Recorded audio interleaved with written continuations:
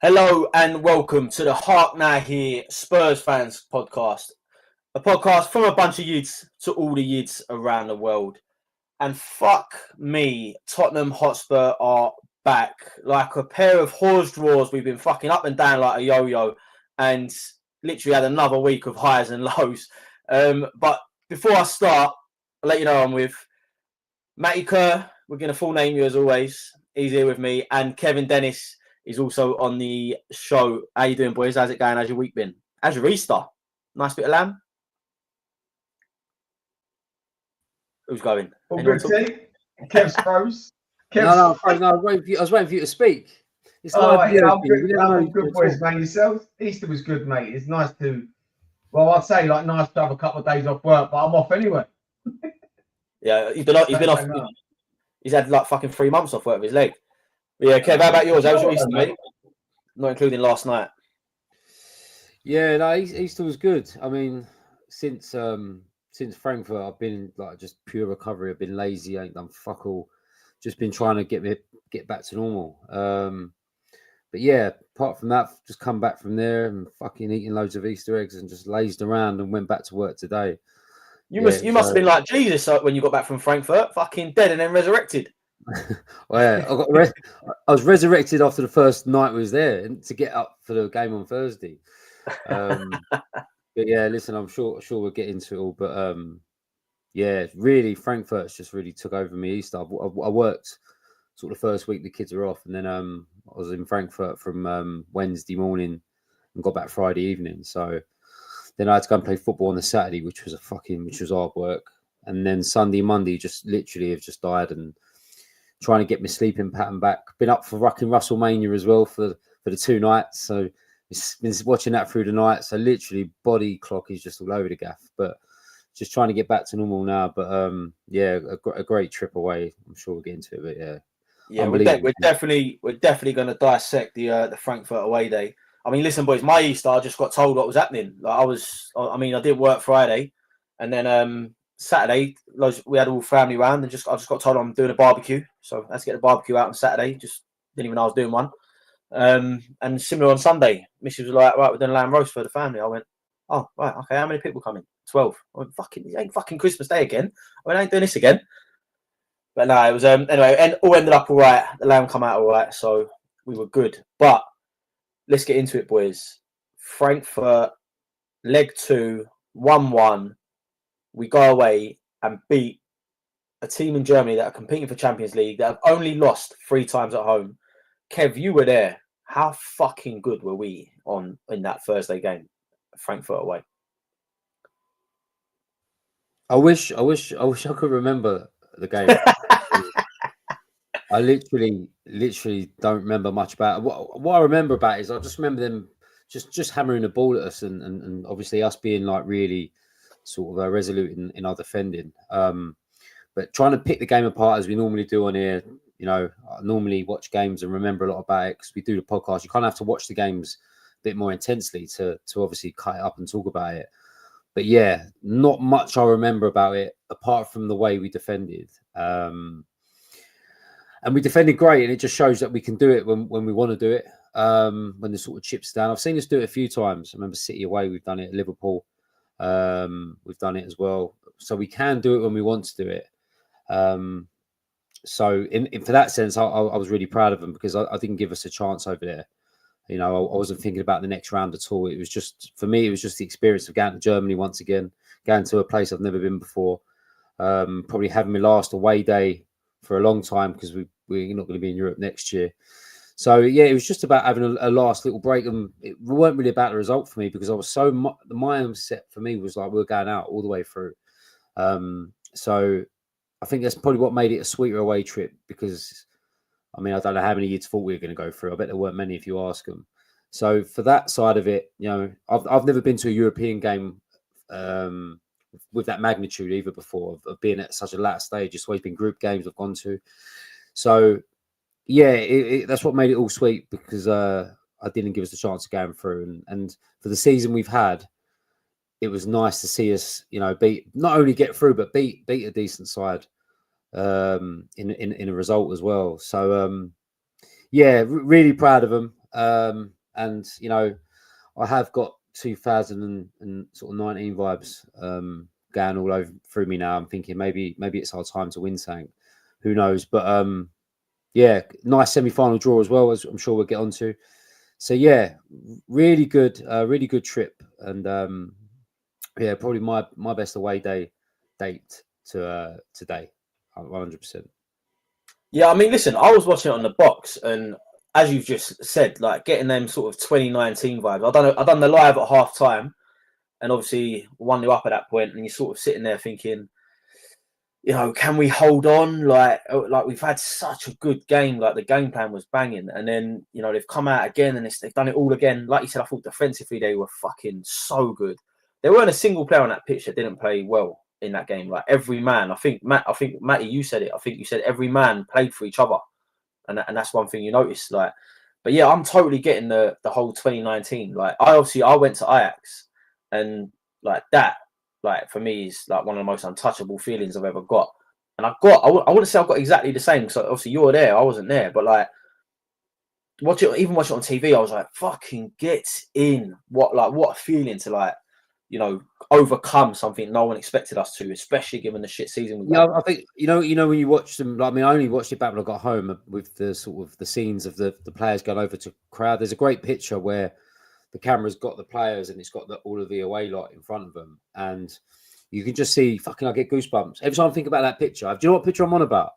Where it's taken and you've got all the flags in as well, and it's got the players' backs to you, but you've got the whole crowd, and it just showed what it meant to the players.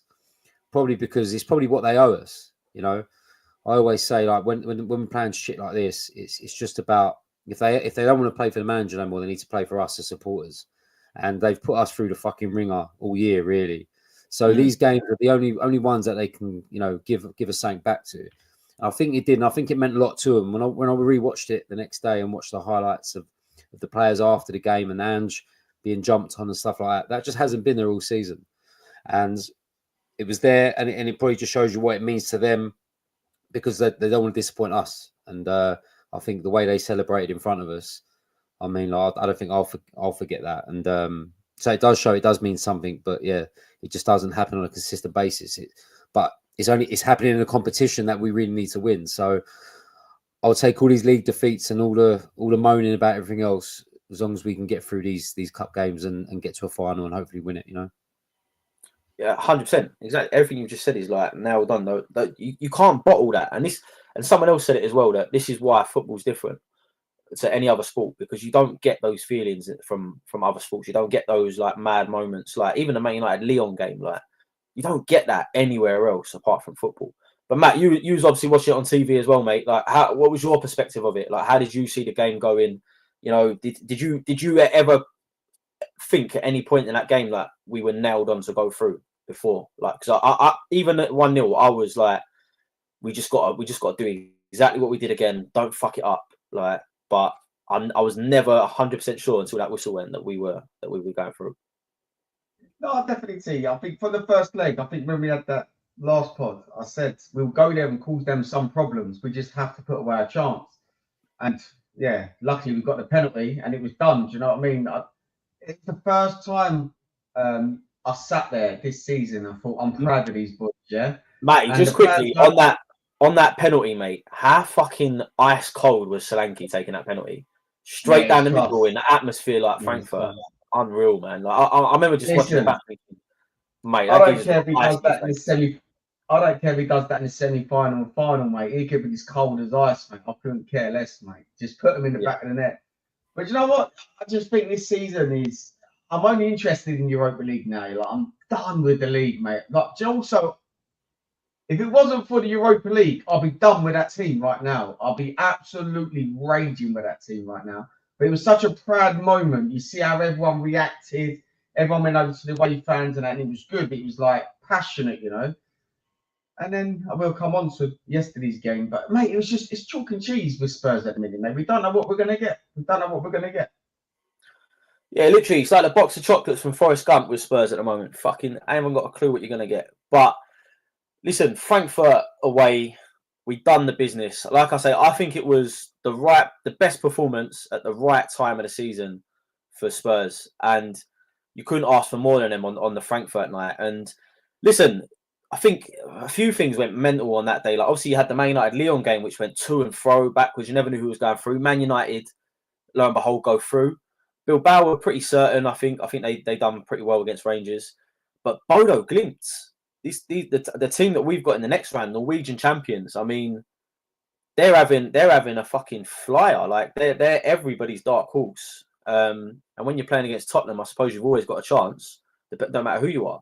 And I mean, what do you think, Kev? Like Bodo Glimt, the next round. I think everyone. I mean, a lot of people we speak to are booking final tickets, but these are no mugs, and they've beat Postecoglou already for Celtic. So, you know, how confident are you about the semi-final? Yeah, I'll be honest. I'm not normally one of them that gets carried away with things. But yeah, I'm mentally in Bilbao. I'm one of them this year. I'm looking at. I'm looking at flights, looking at fucking trains, camper vans, fucking hot air balloons. You fucking name it. I'm ready. I'm ready to go to Bilbao, and I mean, it would just be a travesty if we fucked it up against these lot. But yeah, you know, you can't sleep on who they've knocked out as well. Like, I mean, they've knocked out a decent side in Lazio. I mean, we was in the queue coming out the ground. Well, we was in the middle of a fucking forest at that point with the old bill when that went off, and when we got the result that come through, I mean, I think everybody thought we were going to the final as soon as that dropped. I mean, the Bilbao song has come out.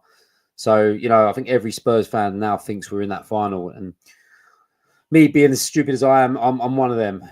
You know, you just can't go to Frankfurt and do the performance you did. And don't get me wrong, in that first leg as well, we could have been 4-5, you know, could have gone into that second leg 4-1, 5-1 up. You know what I mean? So we left it tight, but we've gone through it. We've gone and beat them over there. A good side, like you said, Tej. So it would be an absolute fucking travesty to fuck it up against a team like Bodo Glimt, who have only just started their fucking season as well. I'm sure Matt will know that because Matt likes to bet like I do. So I'm sure he knows about that Norwegian league. He knows Bodo Glimt have just started, but they are the best team in Norway. But yeah, listen, I think it's just really important that we you know, get a good 3 or 4 goal advantage if we can in that first leg at home. You know, I know we're there to concede goals as well, but we really need to score as many as we can in that first leg to really, you know, to put all our nerves at ease going into that second leg, because we know that if we leave it in limbo, us fans being Spurs as we are, we know it's never done. And if any team can fuck it up, I think, is it on artificial pitch as well? Yeah. Yeah, the grass don't fucking grow in the Arctic Circle, Kev. You know. True, actually, true. But yeah, so yeah, you know, we just can't leave it in the balance because we're just mentally scarred as Spurs fans that know that if any club can fucking balls it up, it's Spurs. But yeah, I mean, I'm already there for the final. I'm already fucking. Yeah, my heart's just set on going. I mean, I'm thinking, you know, my boys coming over there with me. It's just I'll be absolutely fucking gutted if we didn't get through again. But yeah, listen, we just got to, you know, just not think. Well, the players haven't got to think they're through already. I know us fans are, but the players have really got to do a professional job in that first leg and sort of get it done. But yeah, I do feel like we're on the way to Bilbao. Listen, my dad is the ever the pessimist when it comes to Tottenham, and I said the same thing. I was like, listen, if we get to the final, it's only the 6th one in our history, and it's only the 2nd one in my lifetime.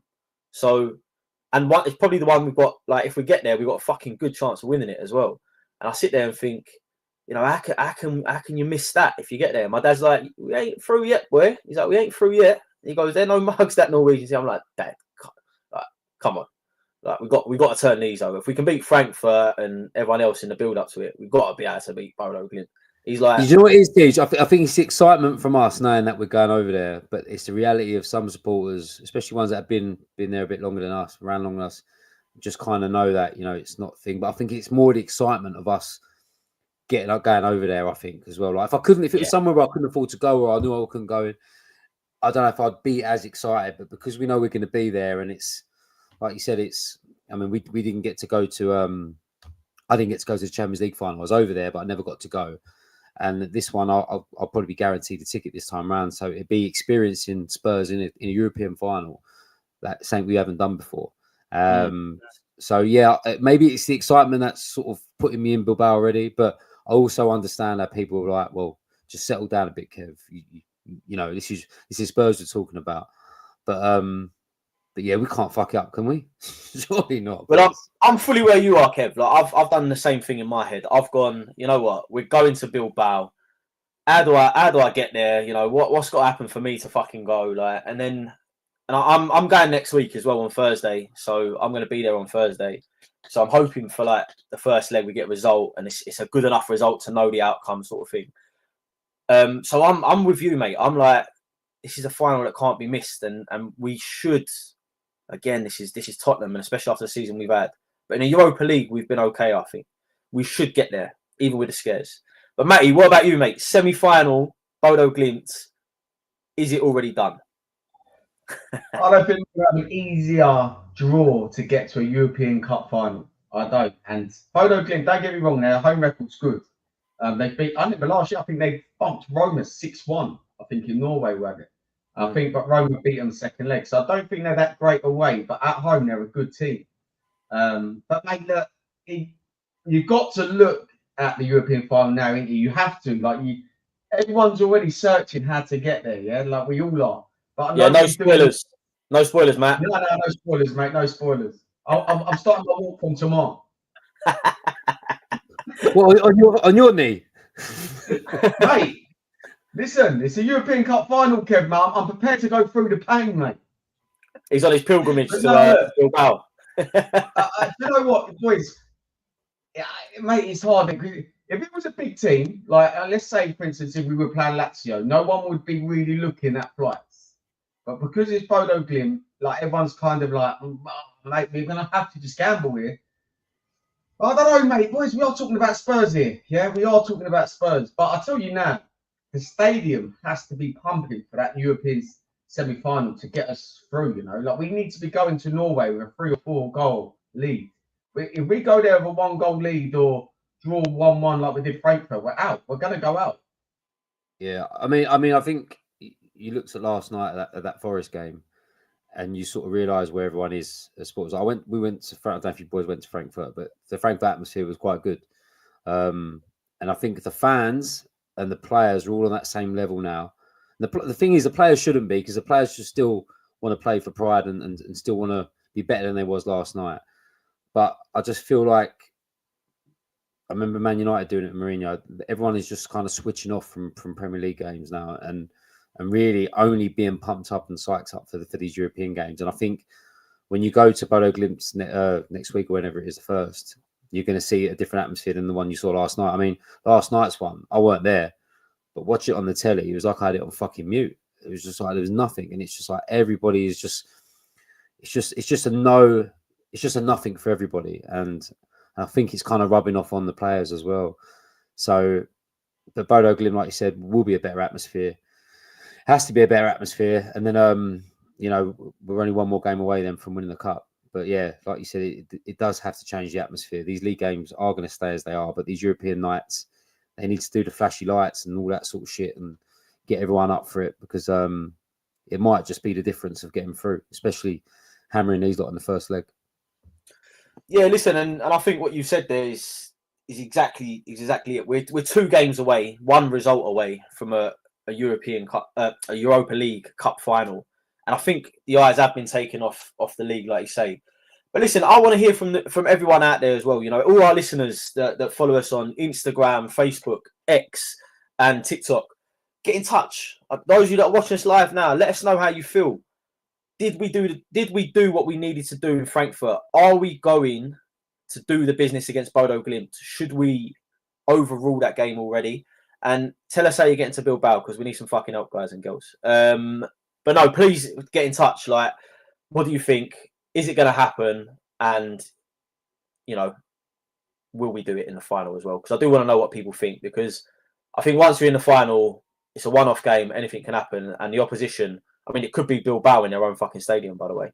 But it's been done before. Yeah, so... who would you... Someone asked me the question earlier, like, who would you boys prefer? And I really don't know who I'd prefer. I'll keep going backwards and forwards with this. I think Man United, we've done them 3 times this year already. Is it lucky 4, or is it like they're going to get us one over us in the biggest game possible? even though we've literally had their number every game this season, like convincingly, in my opinion. Yeah, that Bilbao home thing though really don't sit right with me. I know it's going to be split and all that, but do you know what though, Kev? Do you know what? I've seen this happen a few times, like where teams have got the final in their own stadium and they don't turn up. Something just happens. Like you saw it with, I hate to say it, but you saw it with the Chelsea in Munich, in Allianz. They played Bayern Munich in the final, and everyone was like, "It's done. Bayern are at home. It's like Chelsea never been there before. Bayern are going to get it done." Or they've been there before, but like lost. Bayern have done this a million times, and they're at home. Like lo and behold, and at the expense of us as well, they fucking win it. And I think it's happened a couple of other times. I've definitely seen it a few times where the team's got home advantage and ends up losing in the final. I mean, you see it at Wembley with England in the Euros, for instance, lost to Italy that year. Do you know what I mean? Like, it does happen. So I'm kind of banking that if it does, lightning will strike fifth time or whatever it is, however many times it's happened, and Spurs will beat Bilbao in their own ground. I've kind of wrote Spurs' name on a cup already, which is really bad as a Spurs fan. You should never do that, but I kind of have. I'm like, we missed that. It's the hope that kills you, mate. It's the hope that kills you, isn't it? I fully believe it. It's like just a matter of time for me. Genuinely. I'll tell you what is with this. Bilbao will probably let us have the ball and they'll counter-attack us with the Williams brothers. Yeah, that's what they will try and do.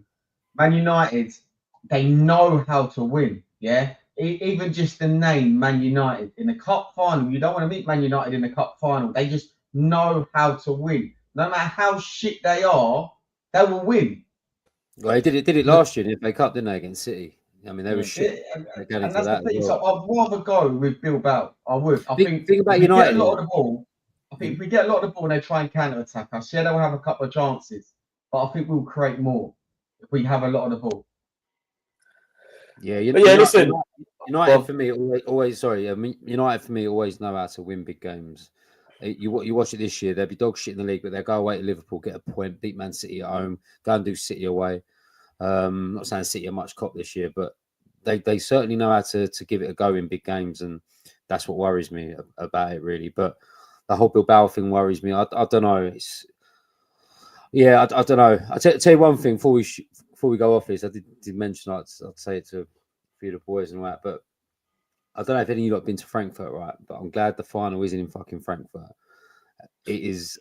I just want to say, because I did say I'd mention it. I mean, people was going to say he's done the podcast and let them know how bad Frankfurt is. It is an absolute shithole, that place. I don't know if anyone you know who's been there or whatnot. Isn't it like their financial district? So like their Canary Wharf, basically. It is. So imagine coming out your work, Teach, then going across the road, then turning to Bruce Grove. Yeah. Yeah. Sorry if you live in Bruce Grove, by the way. I shouldn't have named it. Kev, hang on. I was comparing Bruce Grove to this place, but I was saying it made Bruce Grove look fucking posh. What? So hold on, I've walked out Canary Wharf into Bruce Grove. Is that what you're saying? Bruce Grove times 10 worse.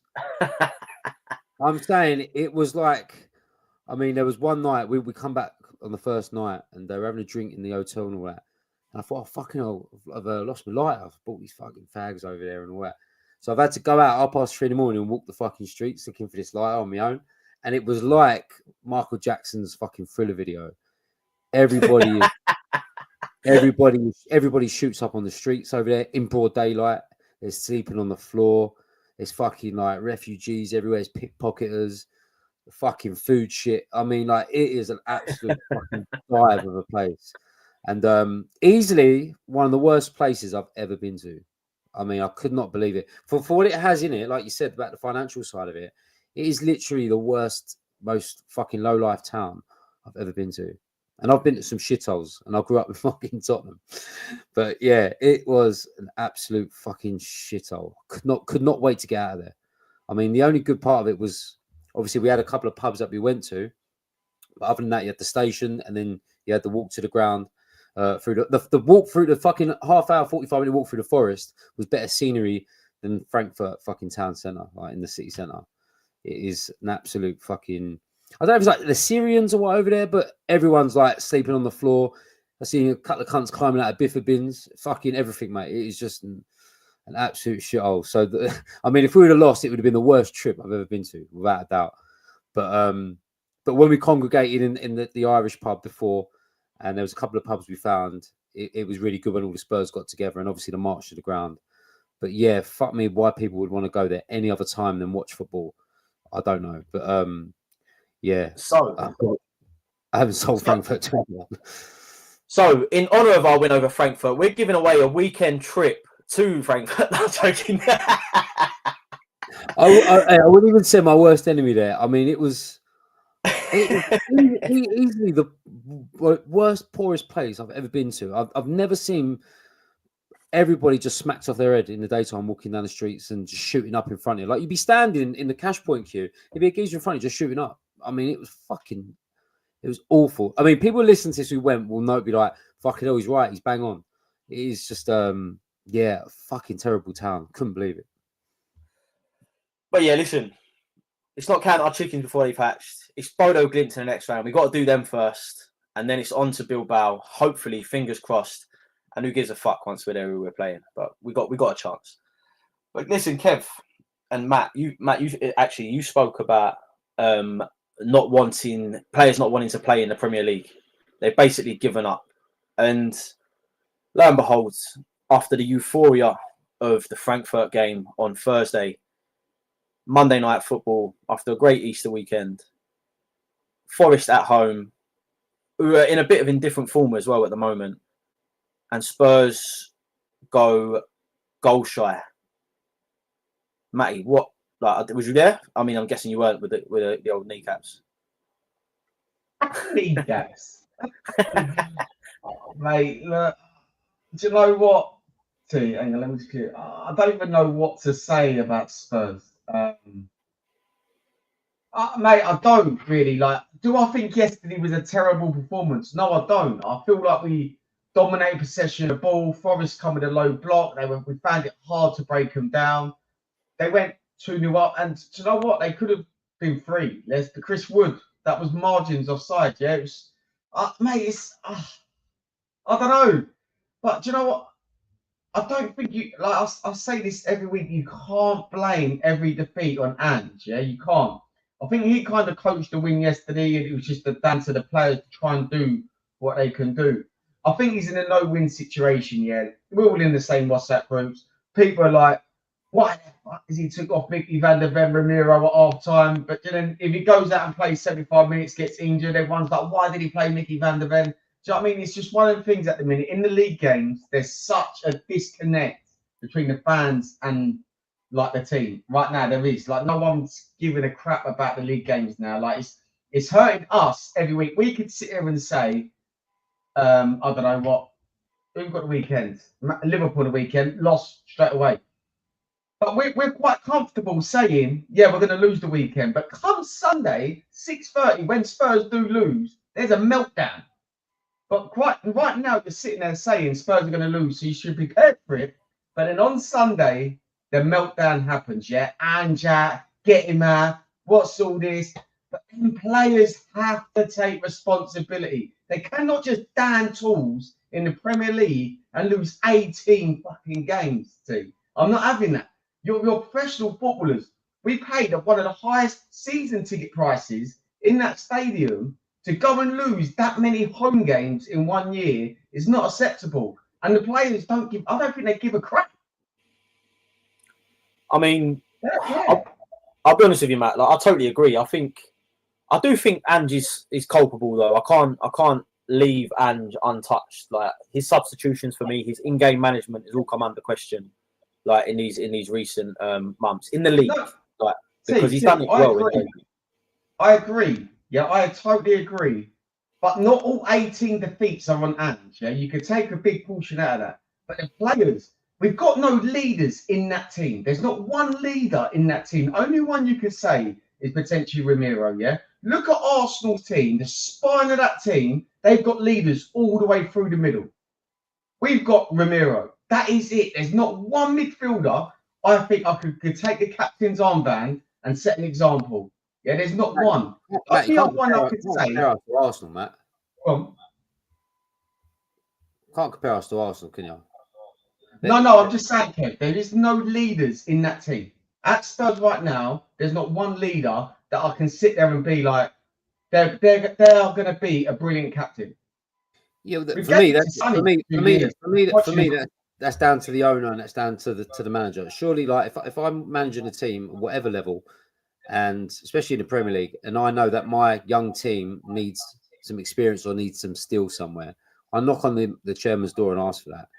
He hasn't done that, and I think that's what's killing him. Do you know what I mean? I say this over and over. We are so nice as a football team. We're too nice. We're too nice of a club. Like we've become nice fan base. Do you know what I mean? Like, and we're just nice on the pitch. We're just too nice. I think Frankfurt, the reason we done well was because of that. I think we didn't. I thought we were nasty. I thought we showed nastiness there. Yeah. We went with a different approach with Frankfurt, and I think everyone thought like, and even last 10 minutes or whatnot, bringing on Danso, going 5 at the back, like it's something new and it's exciting. And then we don't perform like that against Forest. You think these players just don't care. Do you know what I mean about the league? They're in it for the Europa League, and do you know what? If we go and win Europa League, all is forgotten. But if we lose and go out the Europa League and we finish 16th, 17th, it's an mate, I'm done. Do you know what I mean? I'll be in tears. So listen, Matt, you brought up Arsenal, right? And I wasn't gonna make this comparison, but if we win the Europa League and Arsenal don't win the Champions League, we've had a better season than Arsenal. Yes or no? 100%. And we're in the same competition as them next year. Exactly. This is my argument I had with someone recently, that if they're like, oh no, but we still competed. I was like, yeah, but you're the fucking bridesmaid again. Who gives a fuck? Like, if you finish second, like, do you know what I mean? We qualify for the same competition as you next season. Oh, and we've got a trophy under our arms to go with it. So, yeah, in my opinion, that's the thing. But listen, like, I've got to say it. I'm fully in this camp, and I know Kev's going to disagree with me, but I couldn't give 2 fucks about the results in the league right now. 0. I genuinely don't care. We've got, apart from a bit of pride, listen, and I think this went down badly in the chat, in our group chat. We've got one group chat with a lot of people in it, right? But I said I couldn't give 2 fucks whether we lose every game in the Premier League. I want to win them all, but if it meant preserving our best players and ensuring they're not getting injured for the semi-final and the final, I don't really care. We're not getting relegated. We're not going to finish in the top 10, let alone, like, so what are we competing for in the Premier League? 12th. Give a fuck. Like, the difference between finishing 12th and 16th for me is negligible. I don't care. So the only thing I care about is how them players perform in Europa League. So now, I know what Kev will say, that, you know, the performance in the league will affect the performances in Europa League, which I do like, I can agree with to some extent, but I don't think we've seen that. I don't think we've seen that transition, and I think you've seen that this week. Like, we played shit against Wolves, like individual errors everywhere, and then we go to Frankfurt and play the best performance of the season, and then we come back and, like, I agree with Matt, by the way. I don't think we played badly yesterday against Forest, but we're still just not getting it done. And Vicario was culpable again for the goals. I thought we could have done a lot better. But yeah, Kev, like, come on, let's get your opinion, because I know me and you are on a slightly different wavelengths when it comes to this. I'm not saying we're totally opposite, but we definitely have a different feeling when it comes to the games in the Premier League.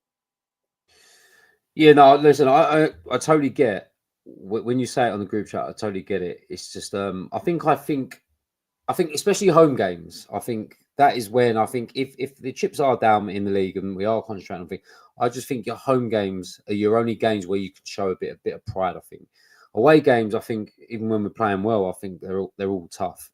Like these Liverpool game coming up, Aston Villa away coming up. I mean, they're all going to be write-offs. But these home games, I looked at the team last night and I actually thought, do you know what, we might be able to get a result here. I was falsely thought that we might be able to do something, and I didn't think we played bad. But the difference was last night was Nuno was tactically, and they play like that all year for us, where they like to sit in and they like to defend and they like to counter attack. But even when we just started sticking back, sorry, just to interject there, they're averaging 40% possession in games. less than half of the time they have the ball and they are where they are. That just shows you No, like it's not about. I remember Leicester doing that when they won the league. They hardly had any possession, but they just knew how to fucking lump it long to Vardy and score goals.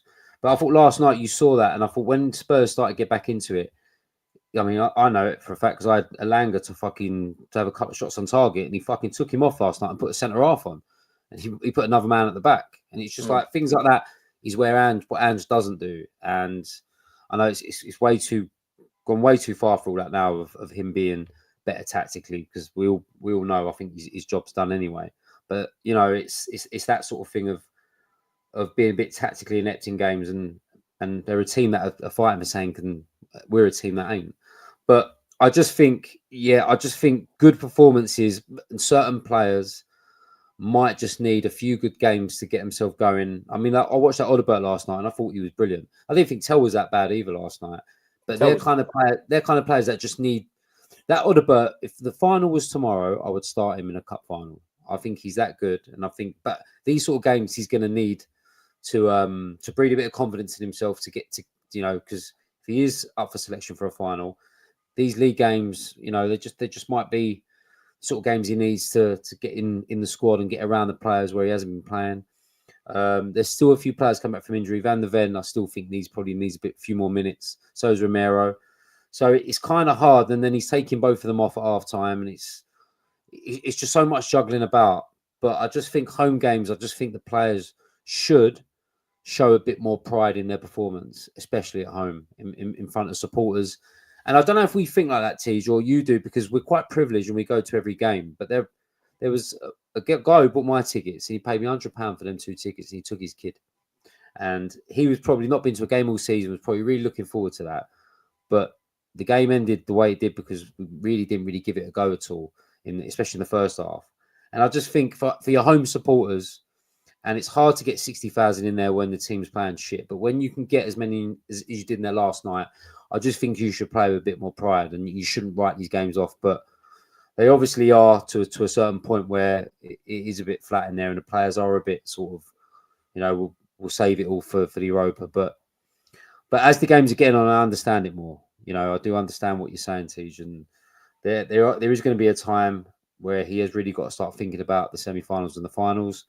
I don't know. I just think the Spurs fan I am, and how passionate I am, even if I'm sitting at home watching it, I can't have a gutless performance, even though there's nothing to play for in that sense.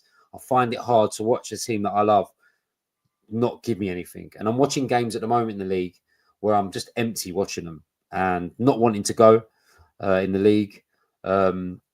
Really not looking forward to the games being on the Sunday. Like Liverpool game, I mean, I don't know if I want to watch the Liverpool game. I don't know if I want to watch Villa the week after.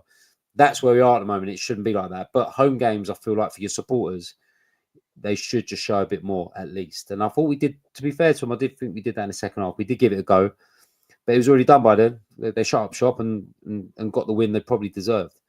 So, but yeah, the tactical side of it, I mean, I think Ange should take a bit of a note off a manager that we sacked after fucking 2 months, who really knows how to tactically win a football match. And but yeah, obviously that ship sailed now. So, but the next one we get in, I hope he is a bit more tactically astute than Postecoglou and a bit more like Nuno in a sense. And that's probably what we're crying out for this year. Yeah, I just want to touch on something you said there, Matt. Kev, sorry, because I don't think a lot of people would have heard this, but Fabrizio Romano, The Telegraph, The Sun, they've basically all come out and reported, in line with what you're saying, that Postecoglou could go regardless of the results in the Europa League. And I mean, like, just from looking at the league alone, I mean, let's be fair. If we get a result against Liverpool at Anfield on the weekend, fucking fair play. Like, but no, I don't think anyone expects us to take anything from that. So that's already half of our games before we've played West Ham away, Villa away, Palace at home, and Brighton at home in the final 4 games. Yeah. Yeah, Teach. I don't think we win any. We don't win any more Premier League games this season. But that is as bad as it gets. And I know we've got one eye on the Europa League, and I know everything I've just said as well about not even caring about the games. But as a manager and as a set of players, you've lost more than half your league games. like it's getting to a point where I expect us to lose. Like I'm finding it hard to find the wins in. Like I used to look at fixture lists and be like 3 points. Like I'll be like 3 points, 3 points, 3 points, 3 points, and then I'll go, it's gonna be a tough one. Might get a draw. Talking like the Pochettino days, we've got even with Conte and Mourinho, like I'd fancy us against 80% of the teams in the league.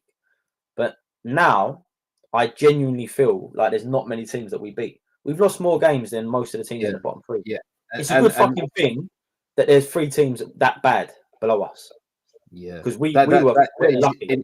Inexcusable, massively, and that probably be what cost him his job at the end of the season, regardless if he wins the Europa League or not.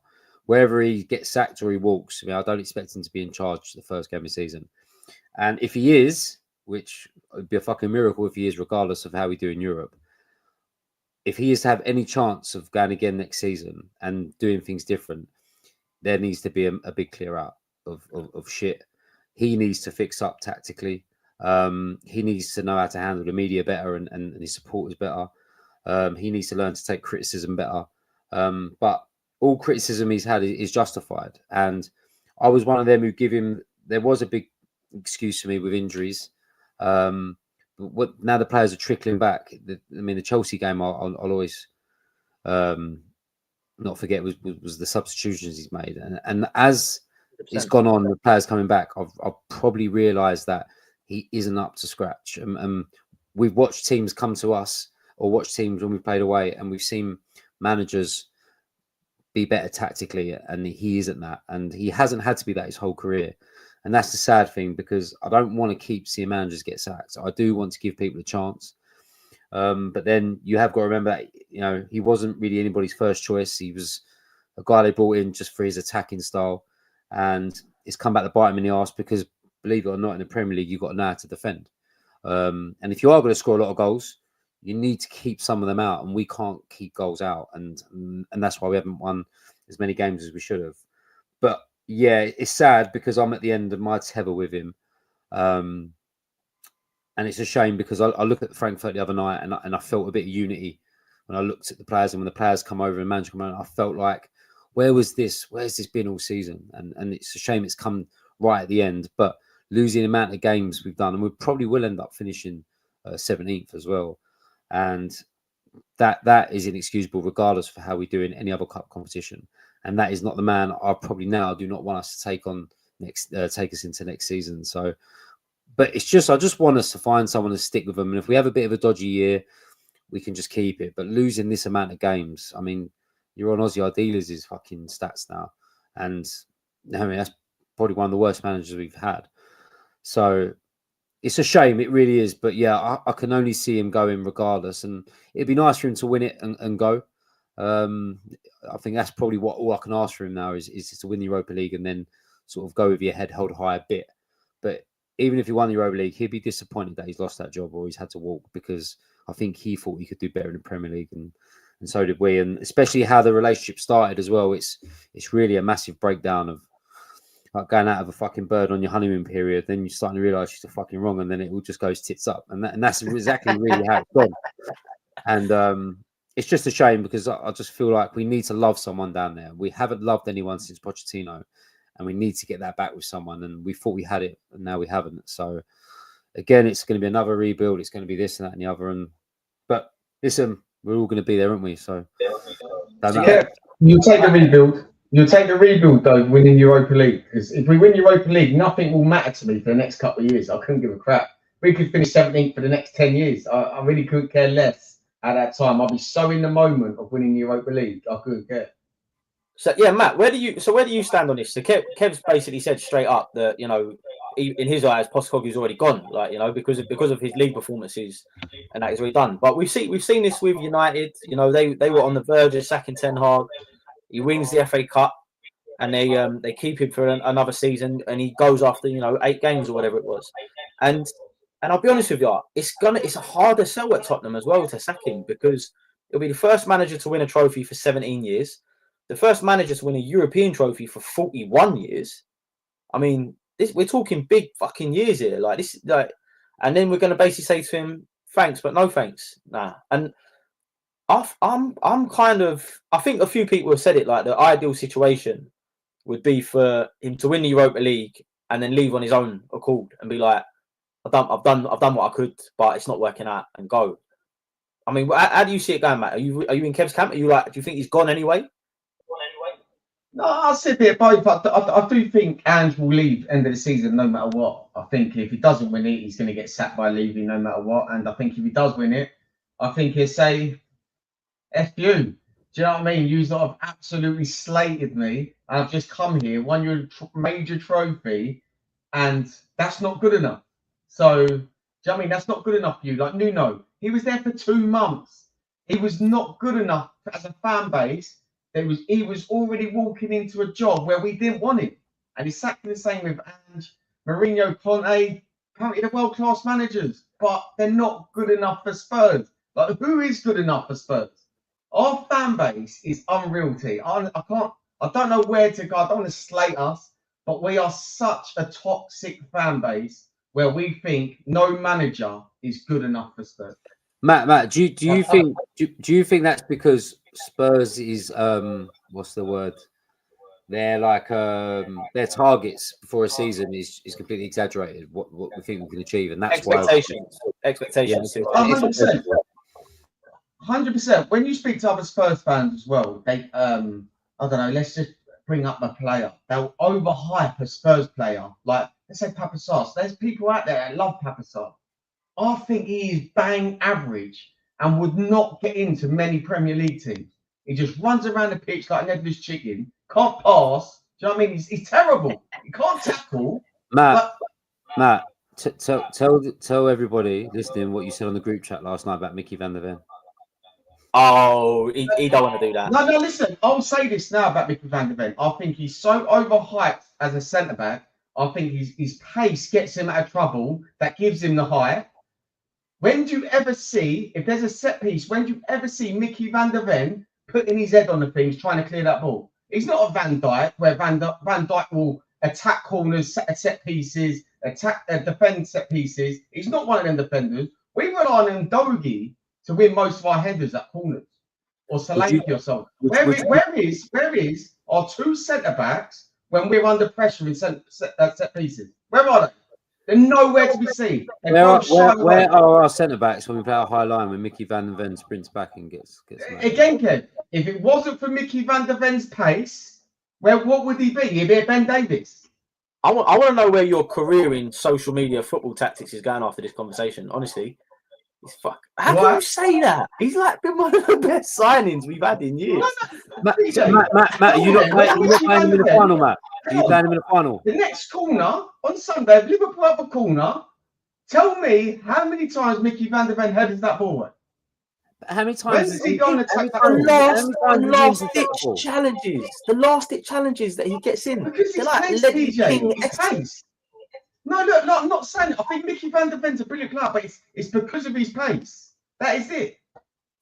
Okay. So you're telling me if he wasn't quick, you think he'd be like championship, yeah? No, I would say championship level. Maybe. I don't know. No one really knows. I think he's comfortable on the ball. Yeah, Mickey van der Ven is comfortable on the ball. Yeah, he is. But do I think he's a world-class defender? No, I don't. I think Ramiro is world-class. Ramiro is a better centre-back than Mickey van der Ven. And so are you starting Mickey van der Ven in the final? Of course I'm starting him. Centre-backs, Kev. Look at all the centre-backs. If you can't fucking hit the ball, what do you want him in there for? No, I'm just saying, like, well, look. Boys, come on. You know Mickey van der Ven, right? He's what, 6'2" or so? How big is Mickey van der Ven? Yeah, he's big. He's big. He's double Kev. When do you see him in headers? He jumps. As soon as he jumps, he shrinks like Kev. He goes to 5'2". Well, I'm 5'4", I think you can. Right, listen. So, Spurs in the Premier League. Listen, guys, I want to know what everyone else is thinking as well. I know we've asked you the question about the Europa League and how that's going to go, but I want to know what you're thinking on socials. James Coops is come in earlier and he said, I reckon we just go all out in the Europa League. But again, I would always say still go and at least try in the Prem. I mean, I think you've got your foot in both camps there, James. But I feel like we just need to make a decision and just go for one personally. But also, I want to know: will Postecoglou be there next season?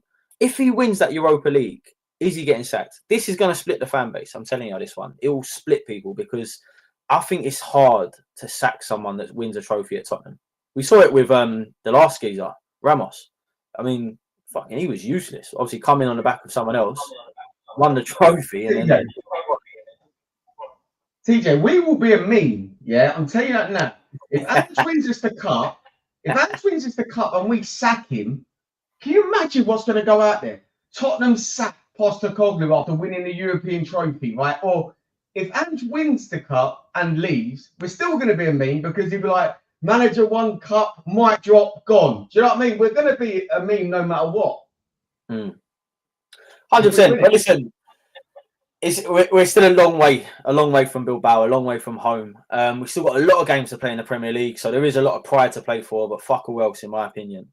But this is a good time just to mention our sponsors because, like us as the fan base, sticking with our club, they are there in the background, always supporting us, always sponsoring us. So just to mention, joinit.co.uk for all your IT support needs. Please check them guys out. They really do a brilliant job in what they have. And at Hotspur Heritage, I've said it a few times, look at them on Instagram. They produce some absolutely fabulous artwork. And I would definitely look at getting some stuff from those guys. But yeah, boys, listen, it's gonna be a strange one. But something that isn't going to be a strange one and something we're very excited about is happening on Monday next week. So it's come around really quick. But we, the Heart Now Here Spurs Fans podcast, are proud to be hosting in Madden's Bar, who have organised the event in East Finchley, the one, the only captain, record appearance maker, Steve Perryman. And again, someone who's lifted that trophy we're after this season.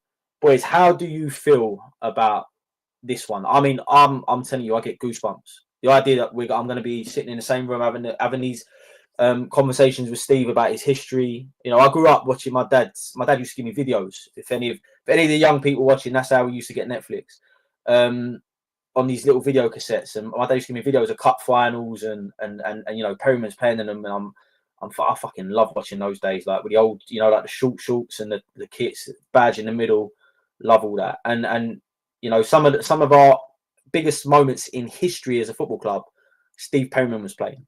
And we are going to be sitting down with this man on Monday next week. So this week coming. So the next Monday in Madden's Bar in East Finchley.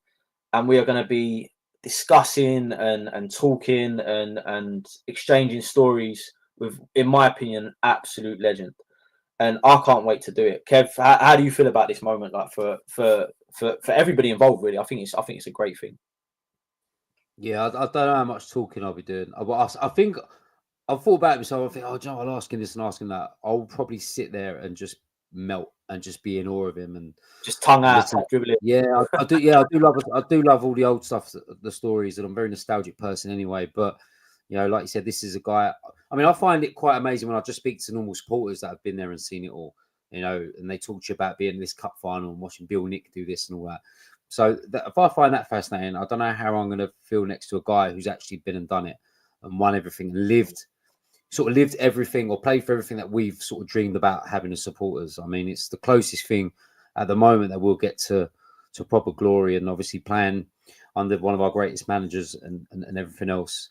But yeah, I mean, like I'm so excited. I think it's massive for us in terms of us, just starting this out and now going to meet one of the greatest that's ever played for us. And so yeah, really looking forward to it. But yeah, I feel like I've got so much to say, but I don't know how much I'm going to say because I mean, this is like meeting, like this is big, and this is one of the most famous names to do with the club. So yeah, we're very privileged, and he's just very, when we're talking to him on chat, he's just very blasé about everything, and that's what they've said about Steve. He's so down to earth, so it kind of relaxes me, I think, going down there and meeting him, knowing how down to earth he is, and listening to his stories. So yeah, listen, I can't wait.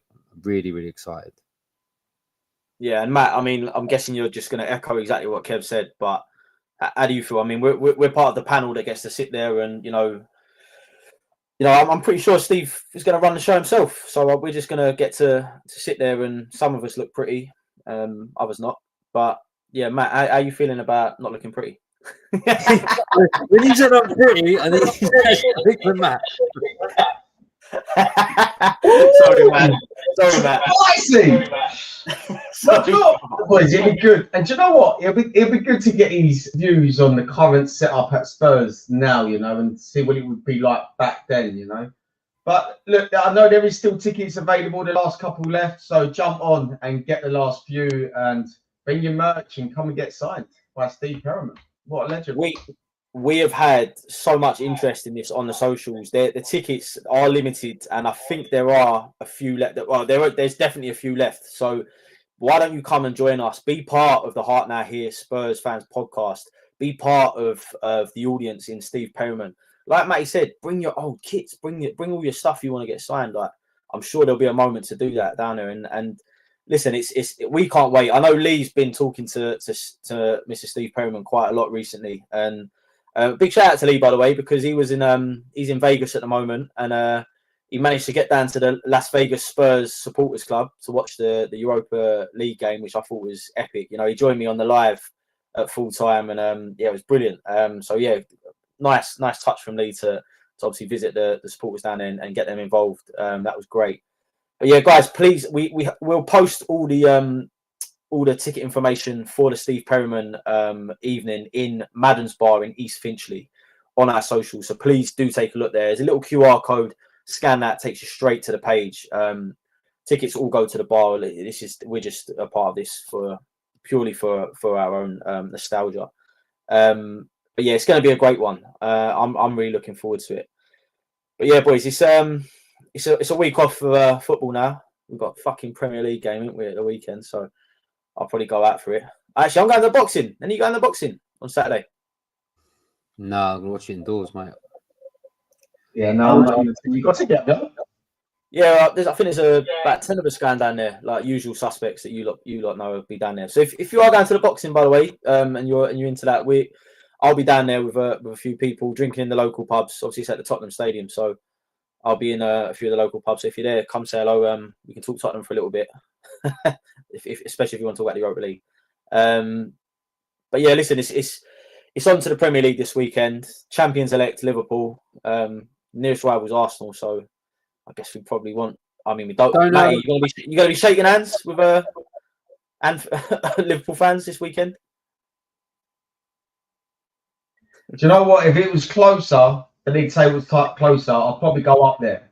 But it's not close enough, mate. So don't Liverpool, if they beat them, don't they win the league? Yeah. Depending on Arsenal tomorrow. If Arsenal don't win tomorrow, I think Liverpool can win it tomorrow night, man. Yeah, I think Liverpool can win tomorrow before playing if Arsenal don't win. Yeah. So yeah, so listen. Like I say, I've got one eye on the Europa League and the other eye on boxing and other events at the moment. Not the Premier League, but we've got a week. We still got a game to play. We've still got a lot to play for. A lot of pride. I'd love to get one over Liverpool personally. I think they're going to win anyway, so I don't really care. I don't really care about doing Arsenal a favour. We are going to take a fucking thumping on Sunday. That was going to be my next question. Yeah, on Sunday. I'd say start Kinski and all that and go. I would literally start none of our first 11 that would start on Thursday against Bodo Glimt. We're going there to take a pumping anyway. Rest every 11. Like Van der Ven, Ramiro, and Dogi, you know, rest them all. Oh, now he wants to rest Van der Ven. Now he wants to rest him. But listen, he's better than Archie Gray centre back, Kev. That's all I'm saying. I'll tell you what, I thought Danso looked right when he come on yesterday. I tell you what, I haven't seen Ben Davies have a fucking shit game this year. Been alright, old Ben. Ben Davies is never shit. Never shit. Mr. Consistent. But yeah, listen, I know you're going to get on it about predictions, but yeah, mate, fucking be a cricket score Sunday, I think. I'm with Matt. 4-1. I'm with Matt, by the way. I think you should make full rotations. Because at the end of the day, these games now are auditions for the Europa League games. So for the semi-final and for the final. If you want to play on that fucking team, the Premier League games are where you can show it. So if you're not getting in the squad currently, rotate and listen, Amorim said it for Man United. He come out and said, I think our supporters are going to have to realise that our focus is on the Europa League now, and we're going to have to rotate for Premier League games. He said that, and I don't see anything wrong in that personally. But yes, boys, we are going. We are going to Anfield, which is probably one of the worst grounds we could go to anyway, like in any season, let alone one like this one. They're obviously on for the title, so I think Spurs are going to win 1-0. Genuinely. What the joker? I'm being serious. Oh, I think we're going to win 1-0. I think they were going to have a shock factor. No one's going to expect it. 1-0. No, I'm going to lose 4-1, 4-5-1. Yeah. I'll go 4-0 Liverpool. Sorry, yeah, I was 1-0 was going to be the first half result to Tottenham, and the full-time result would be 6-1. Yeah. Do you know what, boys? Right, we could sit here now and say we're going to get pumped on Sunday, yeah? 6:30 on Sunday when Liverpool win the league and Liverpool win like 4-0. That our WhatsApp chat's going to be absolutely raging, absolutely fuming, and you'd be like, we spoke about this in the week. Yeah, no, I do agree that, you know, I think your Kinski has to play, your Danso Davis. I'd like to see Odobert and Tel have a bit more game time. I mean, I think one of them is going to have to start in that final if we get there. If they keep playing the way they did the other night. I mean, you put your Basumas in, you put your Archie Grays in. I mean, you play Richarlison. You just it is what it is, and you get everyone back for Bolo. But last night when we were seeking pre-match, Siege was saying, I think you could afford to play quite strong last night. But yeah, the one before Bodo is the one you're going to need to rest everybody, unless you're a player that's come back from injury and you need a big player and you need a bit more game time. But I think Romero and Van der Ven might have just had enough game time now to get up to speed. So yeah, rest them all. Bring 15-year-olds in. Bring all these young starlets. Stick them all on the bench and let's do it on. It's the following Wednesday, isn't it? No, following Thursday, isn't it? Thursday. Bodo. Yeah, Thursday. Yeah. First of May. First of May. Save them all for that, boys. You know what I mean? But yeah, listen. Thanks, boys, for joining. It's been an interesting chat. Like we said at the beginning, it's the yo-yo, inconsistent season of Spurs is continuing. But there's still a lot to play for. And there's still a lot to talk about. And we're going to be here talking about it on all the socials. We're on your Facebook. We're on your X, Instagram, TikTok. And we're on all your platforms for wherever you listen to your podcasts, including Spotify, Apple Music. I think we're on Amazon and all the rest of them. But for myself, Kev Dennis and Matty Kerr, we have been the Heart Now Spurs Fans podcast. And it's off to Anfield to ruin the Champions Party. Come on, Spurs. Don't go to Frankfurt.